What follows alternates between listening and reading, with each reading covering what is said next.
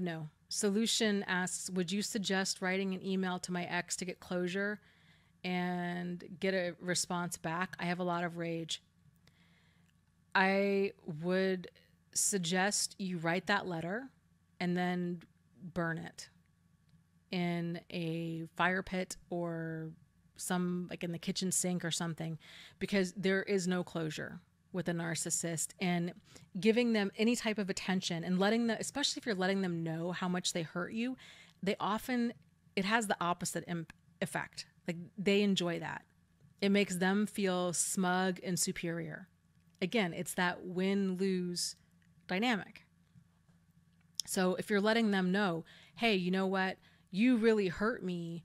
You did X, Y, and Z. They think to themselves like, yep, because there's wiring, their thought process is off. And we cannot, it's a waste of time and energy. It's like screaming into the wind, trying to get honesty, trying to get clarity, trying to get closure from a narcissist or an emotional manipulator. That will not happen. It's only going to open you up for more abuse and more hurt and more heartache. And he's going to enjoy the process the whole time. But I get it. I think everybody in here has tremendous amounts of rage. It's a very normal response to a very abnormal situation. So, you know, journaling helps, getting it out helps, going to a kickboxing class, going for a run, trying to burn off a lot of that anxious energy, and realizing like you have righteous anger, right? Like, you were abused. No matter how they abused you, you were abused, and it's an appropriate response to be upset by that. But it's so freaking hard to just walk away.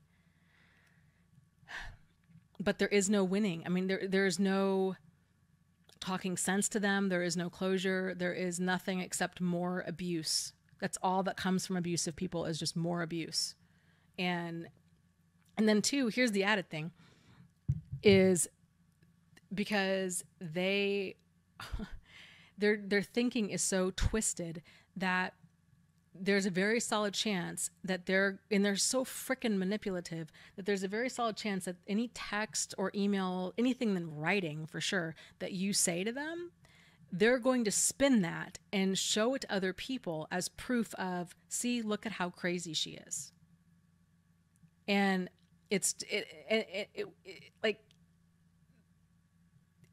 there's no winning. I mean, there's just, the closure that you seek is not found by communicating with them. It's just going to make things worse. And it's so infuriating and frustrating when you're dealing with a child in an adult body, because that's really what you're dealing with. It's all manipulation. It's all lies. It's all games. And it's all just a bunch of nonsense. And there is no limit to the level of destruction and dysfunction and mayhem and chaos and foolishness that they bring. It's what they do. And they will spin it. They just, I mean, it's absolutely wild how they can spin it and create flying monkeys out of it. If you haven't already joined the support group, I would strongly encourage that you do so. All of my contact info is in the About page on my YouTube account. My website is thriveafterabuse.com, and my contact info for support groups, everything is there. There's lots of support groups out there. I highly recommend a person join a few and see which ones resonate with you the best. And because every support group's a little bit different. And to voice and vent all of your frustrations there. The added good thing with support groups is, especially the online ones, is that they tend to run 24 hours a day. So there's always people in there, and it can be great for getting out a lot of that rage and anger and hurt. And you're talking to people that generally they get it. They've been there and they get it. So, because a lot of our friends and family, they don't get it, and or even if they've been through it, like once they've kind of crossed that bridge into healing, they have a hard time understanding the thinking, like like people you forget.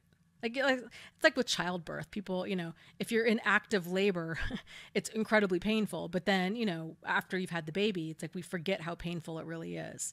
It's the same thing with these kinds of situations. So it helps to be around people that get it and that take your pain seriously, and that you're not going to burn out by talking about it. Because a lot of people, when they get out of these situations, they feel the need to talk about them like obsessively for a while. And that, again, to me, that's totally normal. That's like your brain's way of trying to process an illogical, irrational situation. To me, it's part of healing.